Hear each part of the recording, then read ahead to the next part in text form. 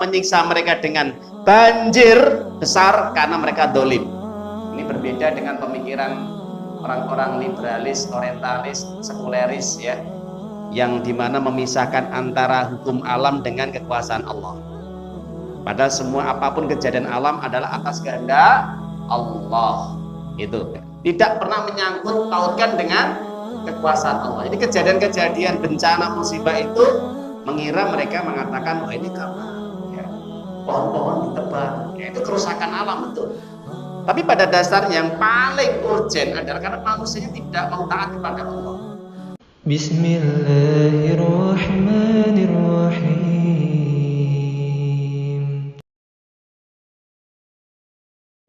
Al-Quran hujjatun laka wa 'alaika ma ba'd. Alhamdulillah, para jamaah Bapak Ibu yang dimuliakan oleh Allah Subhanahu wa taala. Tidak ada kalimat yang paling mulia yang kita ucapkan dari lisan kita kecuali ucapan syukur kita kepada Allah Subhanahu wa taala. Yang dimana pada kesempatan yang berbahagia ini, alhamdulillah kita diperkenankan, kita diberikan oleh Allah kemudahan berupa taufik, hidayah, ma'unahnya, sehingga kita dapat melaksanakan apa yang menjadi kewajiban kita sebagai orang yang mengaku beriman, di antaranya yaitu melaksanakan ibadah sholat maghrib dengan berjamaah, dan ini merupakan bentuk ketaatan kita kepada Allah. Dan alhamdulillah kita dapat melaksanakan ibadah wajib yang lainnya, yaitu dengan kita belajar agama. Karena belajar agama juga merupakan kewajiban yang diperintahkan oleh Allah kepada setiap manusia, terutama bagi orang yang beriman. Sebagaimana perintah Allah di dalam Al-Quran, Iqra bismi rabbikal ladzi khalaq. Bacalah dengan menyebut nama Tuhanmu, yaitu Allah yang telah menciptakan kamu, yang sebelumnya tidak ada menjadi ada. Oleh sebab itu, para jamaah, Bapak Ibu, rahimani rahimakumullah azza, pada kesempatan yang berbahagia ini, maka marilah kita senantiasa untuk mensyukuri nikmat-nikmat yang Allah berikan kepada kita, baik nikmat lahir maupun nikmat yang batin, baik nikmat yang kita rasakan berupa sesuatu yang tampak, baik itu kendaraan, rumah, makanan, dan apa saja yang ada di sekitar kita. Terutama juga nikmat secara batin, yaitu nikmat kita bisa merasakan ibadah kepada Allah, meyakini bahwa Islam adalah satu-satunya dinullah, agama Allah di muka bumi ini, yang diridhoi dan diterima oleh Allah Subhanahu wa taala. Siapapun orang yang mencari din selain Islam atau agama, ajaran, aturan, keyakinan, hukum selain Islam, maka tidak akan diterima oleh Allah Subhanahu wa taala. Sebagaimana yang dijelaskan oleh Allah, inna dina 'indallahil Islam, sesungguhnya agama yang betul-betul mendapat ridho di sisinya dan diterima oleh Allah hanyalah Islam. Di dalam surat Ali Imran ayat yang ke-19, dan juga dijelaskan di dalam surat Ali Imran sama ayat yang ke-85, wa may yabtaghi ghairal islami dinan fala yuqbal minhu wa huwa fil akhirati minal khasirin. Siapapun orang yang mencari agama, keyakinan, pemikiran, aturan, ibadah selain Islam, bukan dari Allah Subhanahu wa taala, yang diturunkan kepada nabinya yang mulia Muhammad Rasulullah sallallahu alaihi wasallam, maka apapun agama tersebut tidak akan diterima oleh Allah Subhanahu wa taala sampai hari kiamat, dan dia termasuk orang-orang yang rugi, celaka nanti di akhirat kelak. Artinya dia akan masuk neraka. Oleh sebab itu, para jamaah Bapak Ibu yang dimuliakan oleh Allah Subhanahu wa taala, kita bersyukur dengan syukur yang sebanyak-banyaknya, yang dimana pada saat ini pun kita masih diberi keamanan oleh Allah, diberi perlindungan oleh Allah Subhanahu wa taala. yang dimana kalau kita melihat informasi berita yang saat ini sedang beredar baik di medsos maupun di televisi, maka banyak terjadi banjir. Banyak terjadi banjir. Maka para jamaah Bapak Ibu, kalau kita melihat sejarah ya terkait dengan banjir ini, maka ada hubungannya dengan kisah Nabi Nuh alaihi salam terhadap kaumnya. Maka sebelum kita mengupas terkait dengan peristiwa hubungan banjir dengan Nabi Nuh alaihissalam terhadap kaumnya, yang dimana Allah menurunkan air yang sehingga air itu ternyata menimbulkan, membawa kehancuran, kebinasaan, bukan membawa keberkahan dan kebaikan atau manfaat.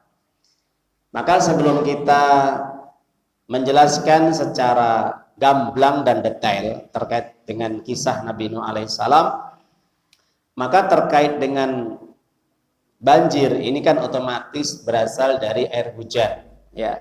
Maka oleh sebab itu para jamaah Bapak Ibu, banyak ayat-ayat yang kalau kita mau membaca dan kita mau menelusuri dan memahaminya, maka di dalam ayat-ayat Allah itu disebutkan yaitu terkait dengan air hujan yang diturunkan oleh Allah dari langit.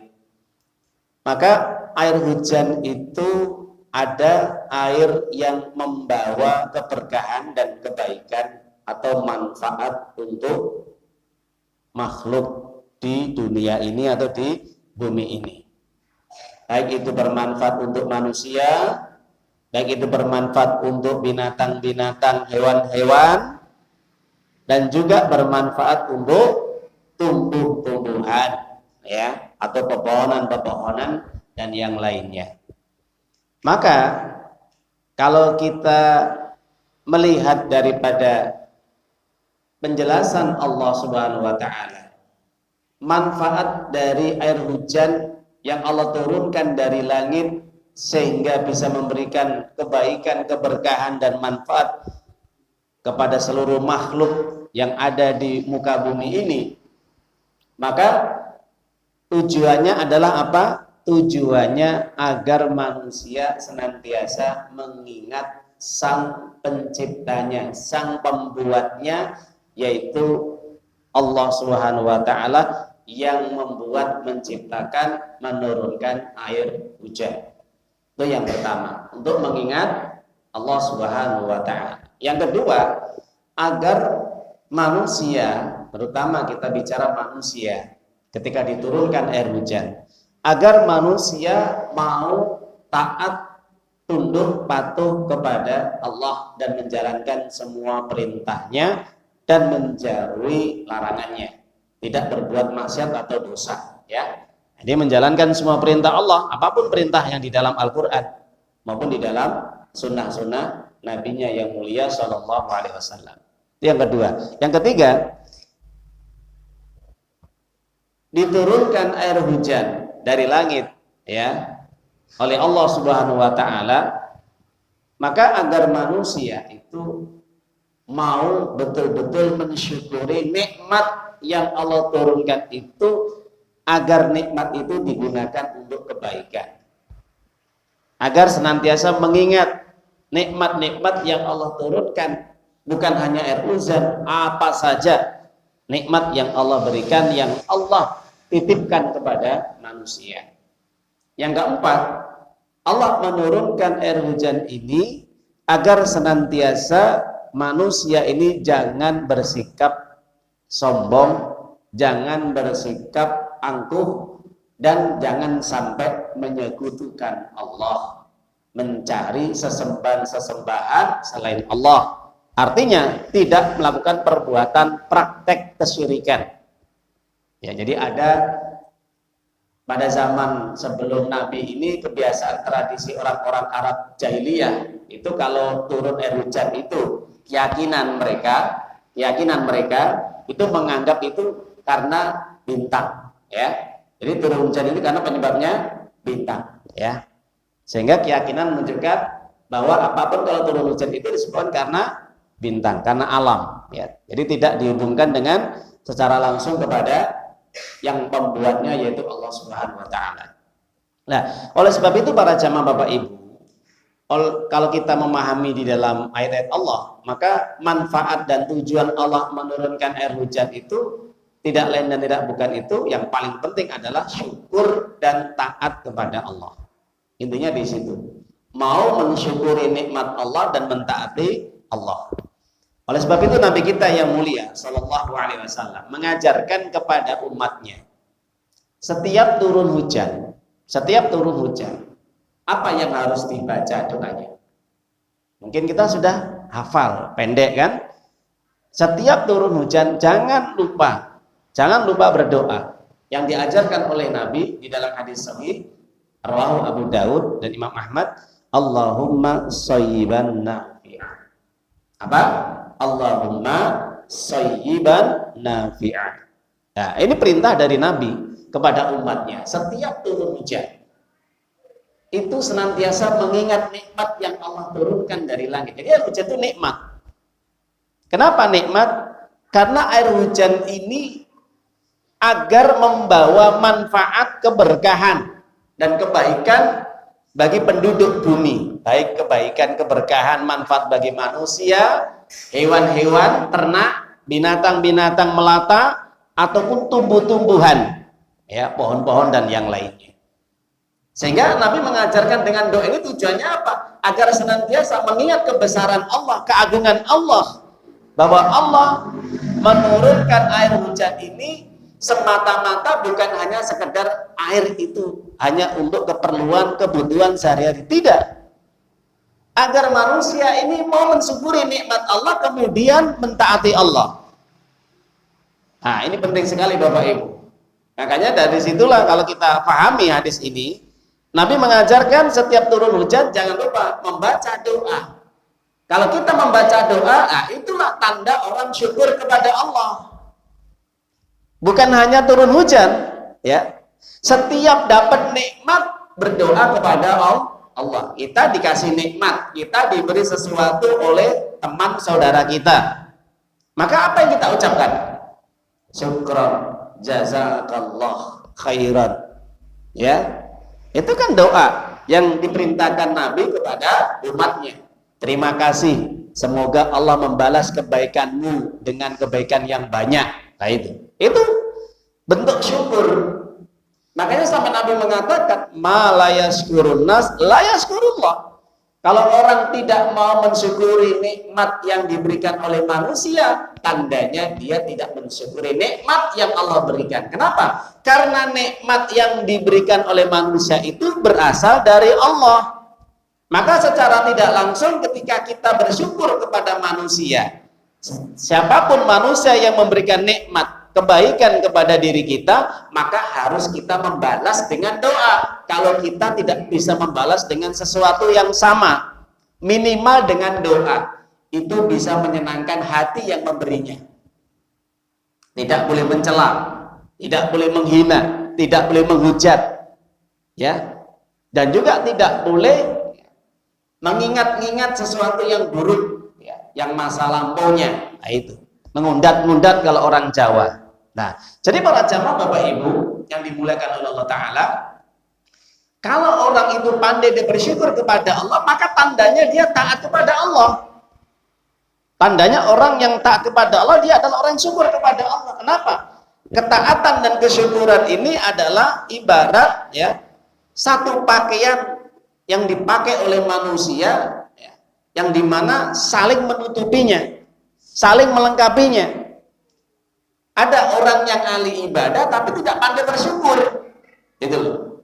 Jadi dia rajin sholat, rajin puasa, rajin maja Quran, rajin ngaji, menghadiri majelis ilmu, rajin ibadah-ibadah yang lain, taatnya Masya Allah. Tapi kadang-kadang rasa bentuk syukur dia kepada saudara, kepada manusia atau kepada Allah tidak ada. Ketika dikasih diem saja, ya. Ketika diturunkan hujan diem saja. Ketika dikasih nikmat apa saja yang hadir dalam dirinya, maka dia tidak pernah merespon dengan baik, menerimanya dengan baik, atau memperlakukan orang yang memberinya dengan baik. Nah, ini tidak pandai bersyukur. Sebaliknya, ketika orang itu bersyukur kepada Allah, mungkin dia pandai bersyukur. Artinya, dia ketika dikasih sesuatu, dia mengucapkan terima kasih, syukron, jazakallah, ya. Dia mengingat kalau ini adalah nikmat dari Allah. Tapi kadang-kadang nikmat yang diberikan kepadanya tidak digunakan untuk kebaikan. Dipinjamin atau dikasih motor, sepeda, atau mungkin pakaian. Tapi tidak digunakan untuk ibadah kepada Allah. Sebaliknya digunakan untuk maksiat. Nah ini, ada yang seperti itu. Meskipun dia bisa secara lisannya mensyukuri nikmat Allah. Ini secara dohir. Tapi hakikatnya dia tidak bersyukur. Tidak bersyukur dia. Jadi pinter dia. Kalau mungkin turun hujan dia doa, tapi tidak mau sholat. Dia hafal doa-doa itu. Doa turun hujan, ya. Doa ketika mau pergi. Tapi dia tidak mau ibadah kepada Allah. Nah ini orang yang tidak taat kepada Allah. Maka syukur dan taat ini adalah satu rangkaian yang tidak bisa dipisahkan. Makanya para ulama mengatakan bahwa nikmat yang tidak menjadikan seseorang semakin bertambah taat kepada Allah, semakin dekat kepada Allah, maka nikmat itu akan berubah menjadi petaka atau bencana. Betul nggak? Iya. Contohnya, ketika Allah memberikan nikmat kepada diri kita, apa saja yang kita miliki, ternyata nikmat yang Allah titipkan kepada diri kita tidak digunakan untuk kebaikan ibadah kepada Allah, akan bisa menjadi bencana. Cepat atau lambat, suatu saat Allah akan menagihnya. Suatu saat Allah akan mencabut nikmat itu. Jadi para jamaah Bapak Ibu, ini penting sekali yang harus kita pahami. Makanya air yang diturunkan oleh Allah berupa air hujan dari langit, maka kalau orang itu mau mensyukuri nikmat Allah, maka air hujan itu akan bisa memberikan manfaat, kebaikan, dan keberkahan. Tidak menimbulkan bahaya, bencana, musibah. Perintah dari Allah, kalau kita lihat di dalam surat Al-Baqarah. Surat yang kedua, ayat yang ke-21. Maka Allah Subhanahu wa taala menjelaskan di dalam ayat tersebut, alladzi ja'ala lakumul arda firasya was samaa'a binaa'a wa anzala minas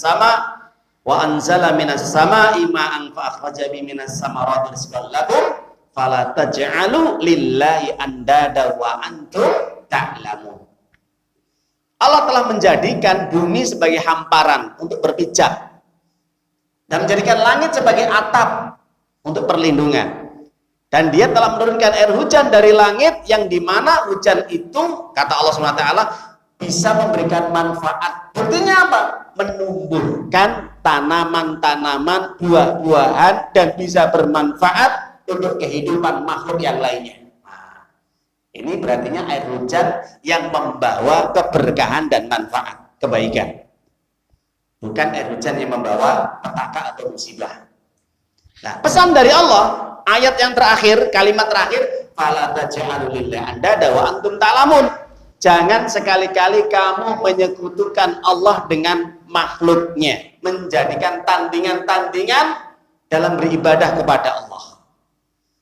Jadi artinya ketika turun hujan ini membuat sesajen, ya, sebagai bentuk syukur, membuat ritual-ritual yang mengandung syirik, datang ke dukun paranormal supaya diturunkan hujan ketika kering. Alasannya hujan itu turun karena dari ritualnya para dukun paranormal, orang-orang pintar. Atau dengan mengorbankan binatang-binatang yang dikorbankan untuk, ya, penunggu tempat yang dikeramatkan, pohon, sungai, laut, batu, apa saja. Maka ini bentuk kesyirikan. Maka pesan Allah, kalau sudah diturunkan nikmat oleh Allah, jangan menyekutukan Allah. Jangan berbuat syirik kepada Allah. Ini pesan dari Allah, larangan ya. Nah, itu yang pertama. Yang kedua, kalau kita membuka juga di dalam Al-Quran surat Luqman, surat yang ke-31, Allah juga menyatakan, ya, apa kata Allah SWT? Khalaqas samawati bighairi amadin tarawna wal qawfil ardi wa rawasiyan tamida bikum mubassa fiha min kulli dabbah wa anzalna minas samaa'i ma'an fa ambatsna fiha min kulli zawjin karim. Yang dimana Allah telah menciptakan langit tanpa tiang. Bayangkan, langit tanpa tiang, tanpa soko ngarani wong Jawa nggih, tanpa tiang. Sebagaimana kamu melihatnya, dia meletakkan gunung-gunung di permukaan bumi agar bumi itu tidak bergoyang. Ya, jadi tujuan Allah itu menancapkan gunung-gunung itu agar seimbang, berputarnya bumi ini tidak goyang. Makanya kalau ada gempa bumi ini, ya itu juga pengaruh dari apa? Meletusnya gunung. Ya, karena pergeseran lempengan-lempengan sehingga bisa menyebabkan tsunami atau naiknya air laut ke daratan. Kenapa? Ya pengaruh, karena ada juga pengaruh dari meletusnya gunung itu. Nah, kemudian Allah juga menjelaskan dan dia memperkembangbiakkan segala macam jenis makhluk yang bergerak, yang bernyawa di bumi. Nah, apa saja makhluk-makhluk yang bisa bergerak, yang dimana di situ dikembangbiakkan, ya binatang-binatang melata, jenisnya seperti kupu-kupu, ya, kemudian belalang, ya, kemudian ular dan yang lainnya. Kemudian dia menurunkan, nah di sini Allah mengatakan dia menurunkan air hujan dari langit dan menumbuhkan segala bermacam-macam tanaman, jenisnya yang berbeda-beda dan begitu indahnya. Kita lihat ada apa saja, ya, ada tanaman hias, ada tanaman yang bagus-bagus, warnanya berbeda-beda. Kalau kita lihat ada bonsai, ada juga kemudian mawar, melati, dan yang lainnya. Warnanya indah-indah. Nah, ini kan tujuannya supaya kita ini mau menjadi orang yang bersyukur ketika Allah menunjukkan kekuasaannya dengan menurunkan air hujan. Air hujan itu berfungsi untuk menumbuhkan tanaman-tanaman. Yang sumbernya kering menjadi tidak kering. Yang tanahnya misalkan kering, ya, menjadi subur. Akhirnya petani-petani menjadi senang. Kenapa? Padinya menjadi subur. Yang menjadi gersang menjadi subur. Nah ini penting sekali. Makanya para jamaah Bapak Ibu yang dimuliakan oleh Allah, berdasarkan ayat-ayat Allah, ini air hujan yang mengandung manfaat, keberkahan dan kebaikan kepada makhluknya. Nah ini kalau disyukuri menjadi berkah dan kebaikan. Sebaliknya, kalau manusia Allah turunkan hujan dari langit yang seharusnya air itu mengandung kebaikan, keberkahan, ya, bagi makhluk apa saja yang ada di muka bumi ini, bisa air itu berubah menjadi bencana. Ingat, air, ya, ini bisa menjadi kebaikan, air bisa menyebabkan bencana. Sebabnya apa? Kita akan ulas juga sama. Makanya kalau kita lihat dari berbagai berita-berita sekarang ini, terjadinya banjir di mana-mana, sampai menenggelamkan rumah, menghancurkan jembatan, menghancurkan jalan-jalan, memporak-porandakan bangunan-bangunan, bahkan juga menyebabkan banyaknya yang meninggal dunia yang tidak terhitung, diiringi dengan tanah longsor, diiringi dengan adanya gempa dan yang lainnya. Dari air hujan bisa membawa bencana, membawa siksa, membawa musibah, kehancuran air. Nah, ini peristiwa ini terjadi pada zaman siapa? Pada zaman Nabi Nuh alaihissalam. Jadi para jamaah Bapak Ibu, kalau kita mengingat, setiap kita melihat, setiap ada bencana dimanapun berada, ya, kita lihat di medsos, di YouTube, kita buka Kediri, Tulungagung, Blitar, dia Jawa Timur aja loh ya. Apapun mereka banjir, menghancurkan apa saja yang ada di situ. Itu air ya, bisa menghancurkan apa saja yang dilewatinya. Kita lihat peristiwa tsunami di Aceh, ya, bisa hitungan, ya, 15 menit bisa membunuh, menghancurkan semua apa saja yang dilewati oleh air itu. Yang luar biasa, yang tingginya itu bisa puluhan meter. Sehingga orang-orang yang dilibas ya oleh air tadi tidak ada yang selamat. Total yang meninggal hampir 200.000 orang. Nah ini Aceh. Hanya Aceh loh ya, yang mati 200.000 kurang lebih. Bagaimana dengan umatnya Nabi Nuh alaihissalam? Berapa kampung? Tidak hanya 1-2 kampung, bahkan lebih, mungkin 1 kecamatan. Disikat oleh Allah, dihancurkan, dibinasakan, diporak-porandakan oleh Allah dengan air hujan. Ya, yang dimana air hujan itu tidak turun-turun hampir selama 7 hari 7 malam. Dengan begitu derasnya air bisa naik sampai setinggi gunung, bahkan gunung pun dilibas, tenggelam dengan air tersebut. Ini kalau sampai terjadi kembali sejarah, ya banjir itu sampai menenggelamkan gunung, ada yang selamat? Ya, nggak usah Gunung Budak ini yang tingginya 800 meter kurang lebih, ya tenggelam semua. Iya, Gunung Budak ya. Nah, ini yang kita naiki pernah itu. Kurang lebih tingginya 800 meter, ya. Nggak usah gunung-gunung Wilis atau gunung Merbabu atau gunung Kelut. Ya, Gunung Budak aja yang di Tulungagung nih ini. Ini sudah habis semua Pak, total. Ya. Kita lihat berantas ini kalau saya sampai naik ya, airnya bisa naik ke daratan. Ya. Udah bisa menghancurkan apa saja. Tidak mampu manusia untuk menghadapi banjir. Maka para jamaah Bapak Ibu, peristiwa ini diabadikan di dalam Al-Quran kalau kita membuka peristiwa Nabi Nuh alaihissalam. Yang pertama kalau kita membuka di dalam surat Al-Furqan, surat yang ke-25 ayat 37. Apa kata Allah?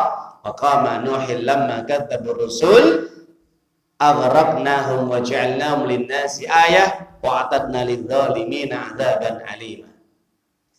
Apa kata Allah? Dan telah kami binasakan, kami hancurkan kaumnya Nabi Nuh alaihissalam ketika mereka mendustakan para rasul, yang dimana mereka tidak mau mentaati Allah, membangkang, menentang aturan-aturannya, tidak mau patuh, menyimpang, menyelisihi syariatnya, tidak mengikuti hukum-hukumnya. Ya, kami tenggelamkan mereka dan kami jadikan peristiwa kisah yang terjadi, yang dialami kaumnya Nabi Nuh alaihissalam itu sebagai pelajaran bagi kaum-kaum yang akan datang. Ingat. Jadi kadang peristiwa banjir ini kalau orang mikir, oh itu kaumnya Nabi Nuh itu dihancurkan, ditenggelamkan, nggak ada yang tersisa. Bahkan istrinya sendiri Nabi Nuh alaihissalam dan putranya Kan'an hanyut sudah. Ya, nggak pandang bulu.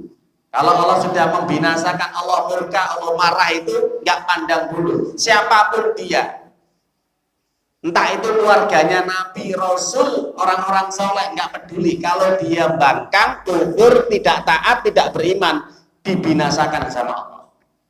Ya, jelas Bapak Ibu, ini sejarah. Maka dari situlah kami sediakan siksa yang berat bagi orang-orang kafir nanti pada hari kiamat.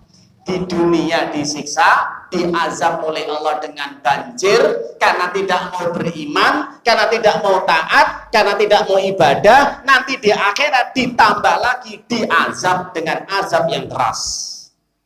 Jadi azabnya 2 kali Bapak Ibu nggih. Azab di dunia dihancurkan dengan banjir, ditenggelamkan. Azab di akhirat nanti siksaan Allah yang lebih pedih. Yang kedua, di dalam surat Al-Ankabut surat yang 29 ayat yang 14, Allah SWT menjelaskan walaqad arsalna nuhan ila qaumihi falabisa fihim alfasanatin illa khamsina ama fa akhadhahum tufanu wa hum zalimun. Apa kata Allah? Sungguh kami telah mengutus kepada Nabi Nuh alaihissalam untuk kaumnya. Jadi Allah mengutus Nabi Nuh kepada kaumnya. Berapa? Nabi Nuh dakwah kepada kaumnya berapa? 950 tahun. 1000 kurang 50 tahun. Ya, lama atau bukan Pak Bu? Lama. Jadi ketika dakwah itu nggak langsung dapat. Ini kebanyakan ini yang hadir di sini ada 30-40 itu banyak. Nggak banyak pengikutnya, cuma kurang lebih 10 sampai 15. Ya. dengan dakwah 950 tahun cuman dapat sedikit. Ya. Tapi ada nanti pada hari kiamat ditampakkan ada nabi itu belas yang nggak ada pengikutnya. Ya, ketika nanti berbicara masalah syafaat itu. Yang paling banyak siapa? Kaumnya siapa? Kaumnya Nabi Muhammad Sallallahu Alaihi Wasallam, Nabi kita yang mulia, itu yang paling besar, yang paling banyak. Insya Allah ya. Nabi yang terakhir, Rasul yang terakhir, tapi kaumnya paling besar, paling banyak. Nah itu. Maka Allah SWT menjelaskan, kemudian mereka disiksa oleh Allah dengan tufan. Apa tufan? Di sini adalah banjir bandang besar yang menenggelamkan semua isi kota, kecamatan habis, rumah-rumah hancur, ya, nggak ada yang tersisa. Bahkan air itu terus naik sampai memenuhi gunung-gunung. Ya, jadi para jamaah Bapak Ibu yang dimuliakan oleh Allah. Kenapa Allah menyiksa mereka, mengazab mereka, memberikan banjir besar?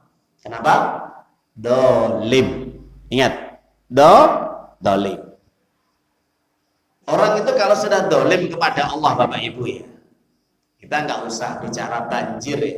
Dalam keluarga saya, kalau ada orang yang dolim kepada Allah, ya, tidak mau manut, taat perintah-perintahnya Allah, tidak dijalankan dengan baik, bahkan melanggar larangan-larangannya, berani berbuat maksiat dan dosa, kan itu dolim kepada Allah ya.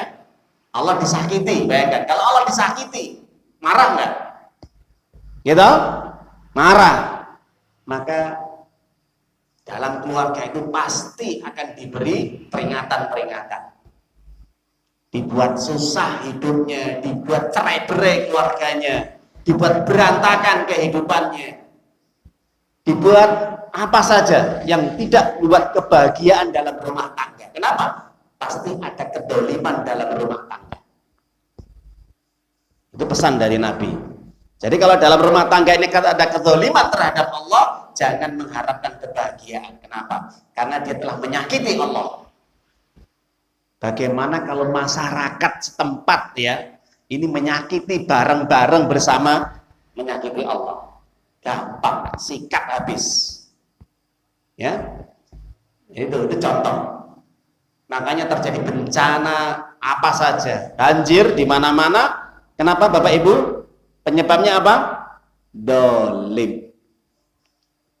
Dolim kepada Allah Subhanahu wa Ta'ala. Kedolimannya kalau kita perhatikan ya, tidak mau taat terhadap perintah Allah, tidak mau tunduk dan patuh terhadap aturan hukum-hukum Islam, syariat-syariat Islam ya, yang sudah dijelaskan oleh Nabi ya, dalam syariatnya, dalam hadis-hadisnya. Berani melakukan perbuatan dosa dan maksiat. Apa saja maksiatnya? Judi dilegalkan, riba dilegalkan, zina dilegalkan, ya, dan masih banyak lagi. Khamr dilegalkan, LGBT dilegalkan. Berani melanggar hukum Allah, merubah aturan undang-undang Allah, dan masih banyak lagi, mengingkari, mendustakan. Nah, itu bentuk kezaliman terhadap Allah. Ya, jadi singkat katanya gini. Siapapun orang berani menyakiti Allah dan menyakiti firman-firmannya, ayat-ayatnya, dan berani menyakiti Rasulnya dan hadis-hadisnya, sunnah-sunnahnya, tunggu azab siksa Allah pasti akan turun. Ingat ini ya, ini singkat kata ya, kesimpulannya di sini. Para jamaah Bapak Ibu yang dimuliakan oleh Allah, kita azan dulu dan kita lanjutkan kembali. Bapak Ibu yang dimuliakan oleh Allah SWT, kita lanjutkan. Jadi Allah tidak akan menurunkan bencana, musibah, siksa apapun bentuknya, terutama banjir, yang dimana seharusnya air yang diturunkan oleh Allah dari langit yang bisa membawa keberkahan, kenikmatan, kebaikan, berubah menjadi bencana, musibah, azab, siksa, yang dimana air itu mengandung kehancuran bagi apa saja yang ada di muka bumi ini. Maka ini penyebabnya apa? Ya karena manusia tadi melakukan perbuatan dolim. Ya, dolim. Intinya dolim. Dalam ayat ini tadi dolim. Fa'akhadahumut tufanu wa hum dolimun. Allah menyiksa mereka dengan banjir besar karena mereka dolim. Karena mereka dolim.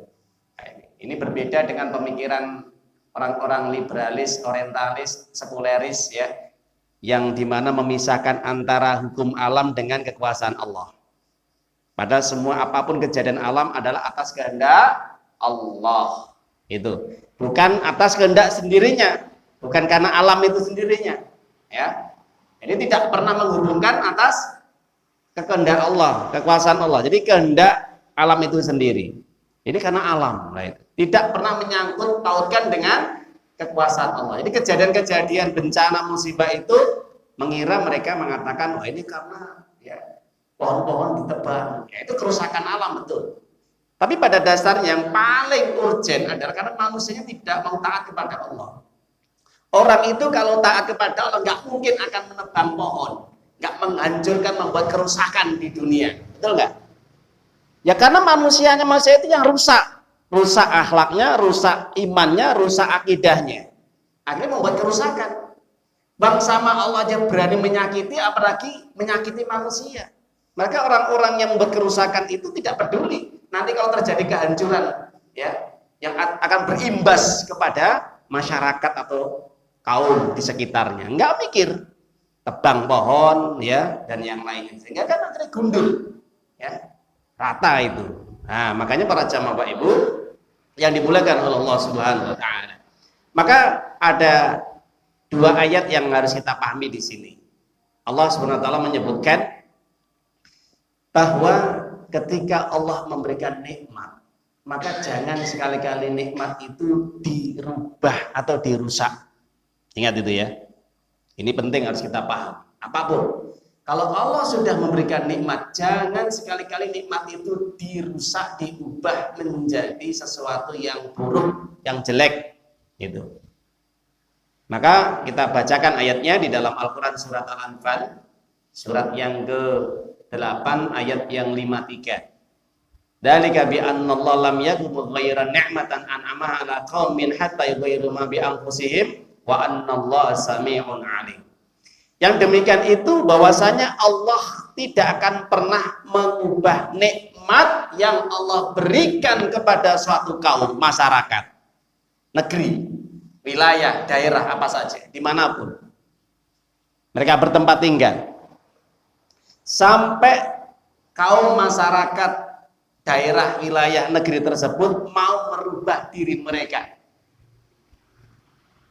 Paham maksudnya Bapak Ibu?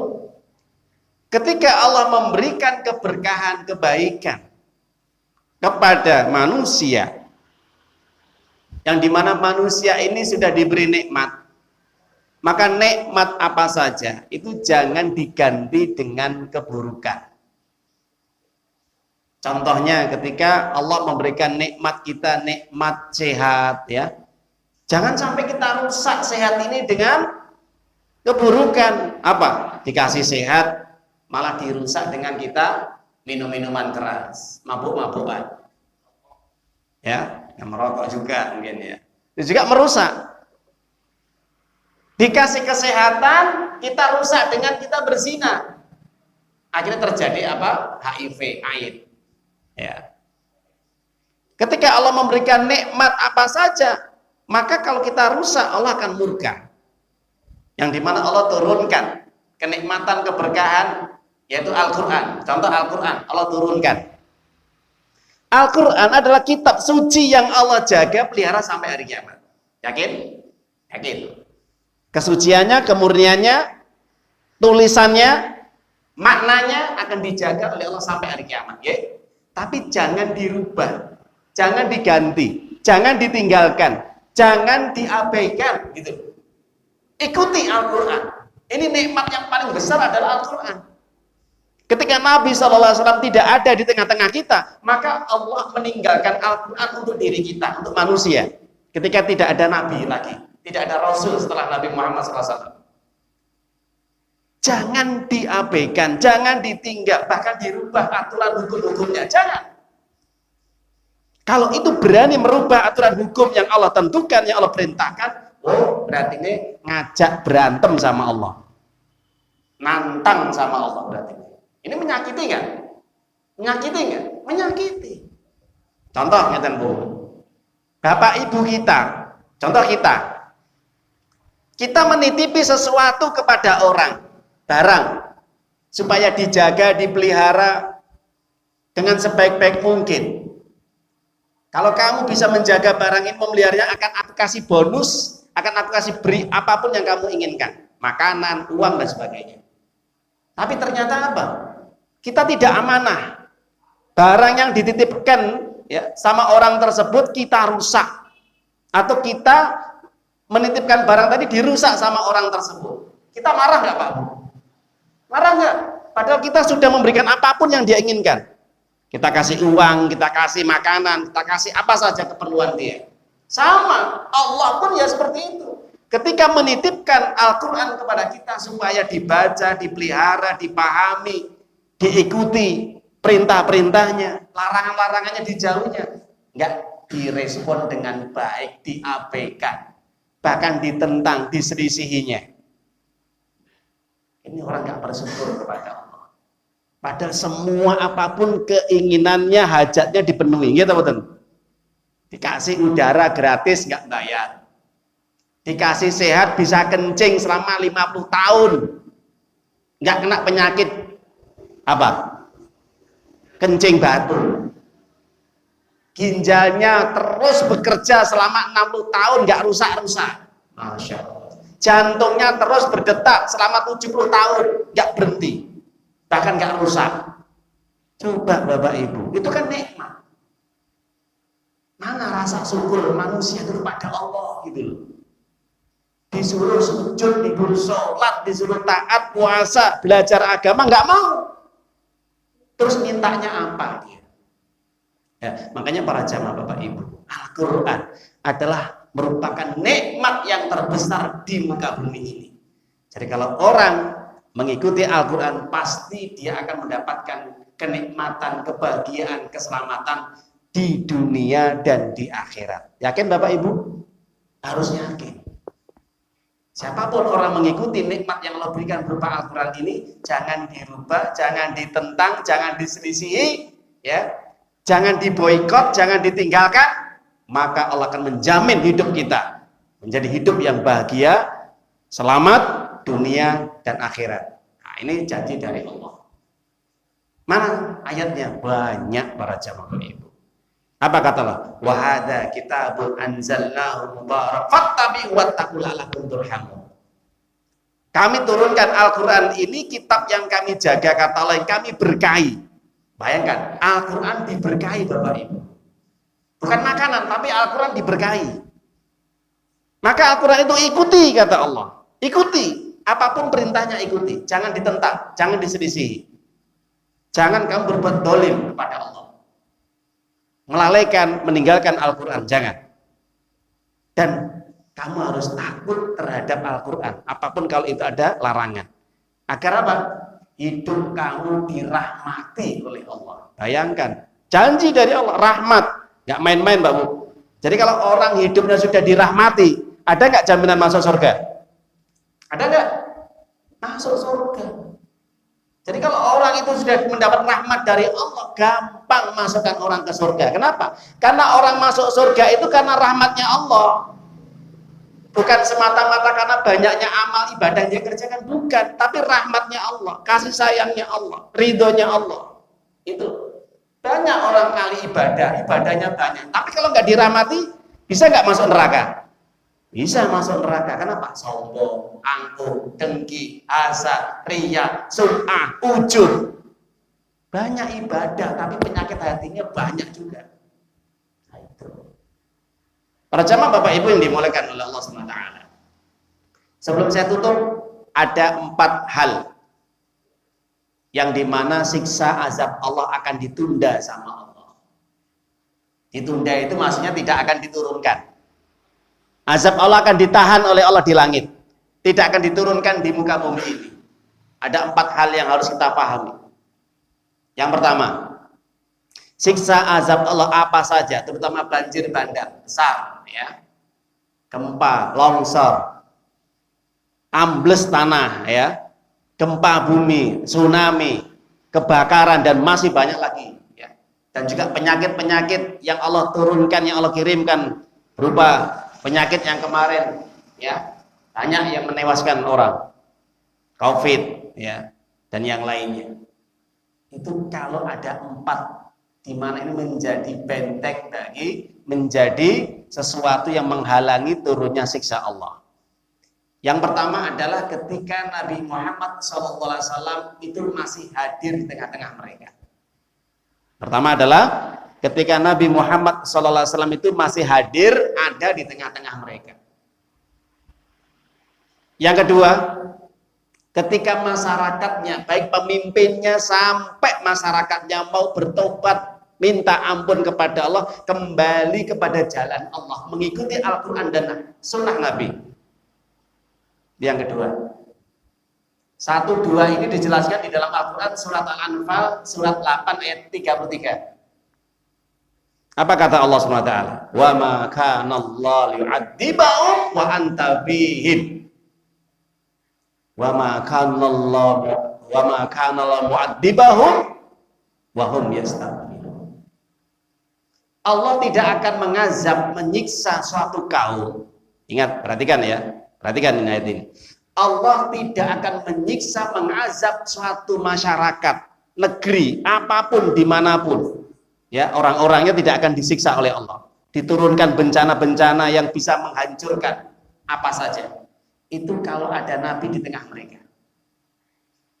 Nabi nggak ada, Ustaz. Pripun iki? Ya udah, Nabi nggak ada, sudah meninggal dunia. Yang kedua, kalau mereka minta ampun kepada Allah, tinggalkan semua perbuatan dosa-dosa besar, dan tinggalkan berbagai kesyirikan, kekufuran, bid'ah, apa saja yang menyelisihi syariat, melanggar aturan Allah, tinggalkan. Ya, apapun bentuk dosanya. Nah, ini yang kedua, ya. Jadi kalau masyarakatnya bertobat, minta ampun, sujud kepada Allah, bersimpuh di hadapan Allah, taat kepada Allah, maka siksa Allah akan ditahan. Makanya Bapak Ibu, kita ini sudah istighfar 100 kali sudah belum sehari? Kadang-kadang Ustaz, bahkan jarang. Nah ini kadang-kadang penyebab siksa juga turun, karena kita nggak pandai-pandai untuk minta ampun. Padahal Nabi mengatakan kullu bani Adam khata' wa khata'ina tawwabun. Setiap manusia itu pasti berbuat dosa, berbuat salah. Sebaik-baik orang yang berbuat dosa dan salah kalau dia langsung minta ampun. Ingat, setiap kita berbuat dosa, astagfirullahaladzim, astagfirullah wa atubu ilaih. Setiap kita berbuat maksiat, segera langsung astagfirullahaladzim, astagfirullah wa atubu ilaih. Ya, maka azab akan ditahan sama Allah. Azabnya bagaimana? Ya kadang-kadang kalau kita maksiat, tiba-tiba kita diserempet motor. Kenapa? Ya kadang kita maksiat, ya, atau kita mendolimi orang. Nah, itu balasan itu, karena kita nggak langsung minta ampun kepada Allah. Kita pulang, mendem, minum khamr, judi, zina, ataupun makan riba, pulang diserempet motor. Kenapa? Kita nggak segera tobat dan minta ampun kepada Allah. Atau kita tidak mau ibadah, tidak mau sholat, puasa, tidak mau belajar agama, tiba-tiba dikasih sakit terus menerus. Nah, kita nggak minta ampun kepada Allah. Ingat loh, ini penting istighfar ini ya. Nanti dibuka Bapak Ibu Al-Qur'annya, Al-Anfal ayat 33 surat 8. Yang menjadikan azab siksa ini ditahan sama Allah. Allah tidak akan menyiksanya. Yang ketiga adalah kalau orang tersebut, masyarakat atau pemimpin sampai masyarakatnya, warganya itu mereka mau bersyukur dan mau mentauhidkan Allah, beriman kepada Allah.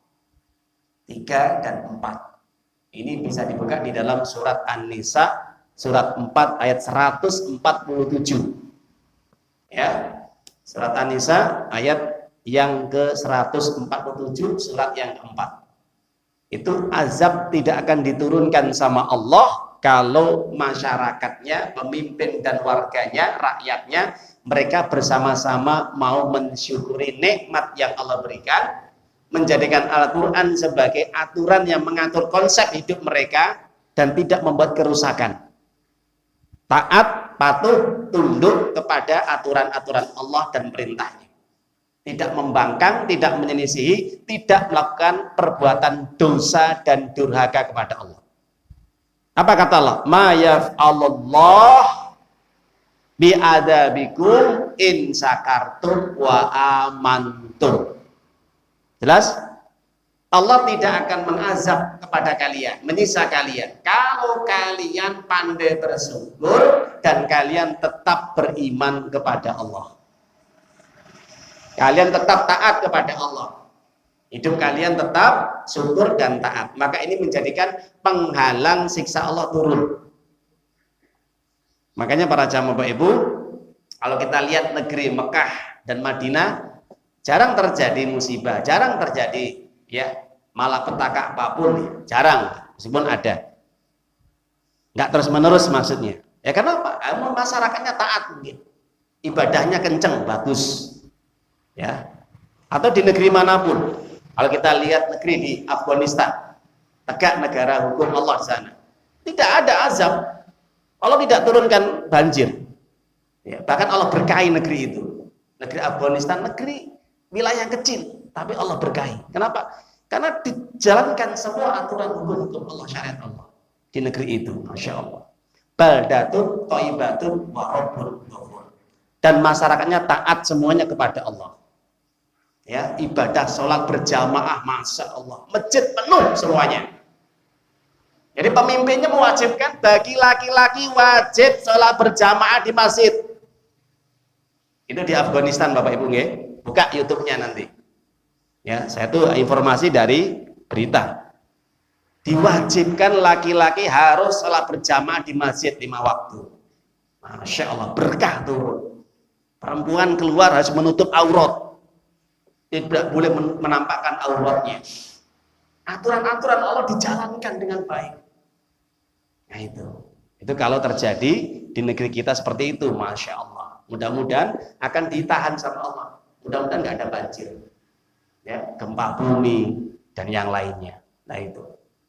Para jamaah Bapak Ibu yang dimuliakan oleh Allah, itu saja kurang lebihnya penjelasan tentang peristiwa kisah yang diabadikan oleh Allah. Nabi Nuh alaihissalam yang dimana kaumnya disiksa, diazab oleh Allah dengan banjir. Maka peristiwa ini memberikan pelajaran kepada kita zaman sekarang ini. Kenapa terjadinya banjir terus menerus setiap hujan? Ya karena penyebabnya itu adalah manusianya ingkar, tidak mau taat patuh kepada Allah. Ya bahkan mereka senang berbuat maksiat, perbuatan dosa. Ya itu penyebab Allah turunkan banjir.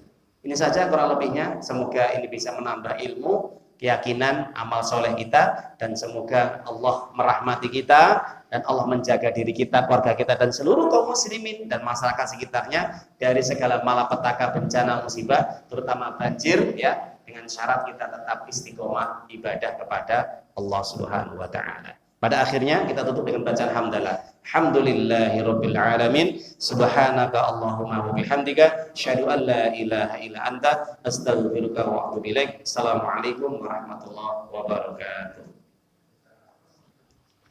Ya ayyuhalladzina amanu ittaqullaha haqqa tuqatih ولا تموتن إلا وأنتم مسلمون.